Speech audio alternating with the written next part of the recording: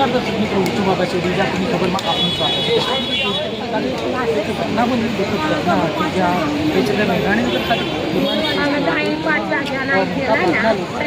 પામ્યા હતા। આજે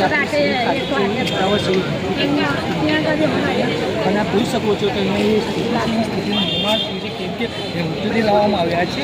કેમેરામેનને કહીશ કે એને પૂરેપૂરી તમે સ્થિતિ વાકેફ કરવાની કોશિશ કરી રહ્યા છીએ કે હાલમાં જે પરિસ્થિતિ સર્જાઈ છે કે મૃતદેહ લાવવામાં આવી રહ્યા છે, તેમના ડીએનએ ટેસ્ટ થઈ રહ્યા છે અને બોડી ચેકઅપ થઈ થઈને જેમની જે પરિવારજનો છે તે પણ આવી રહ્યા છે અને તેમને બોડીઓ સોંપવામાં આવી રહી છે।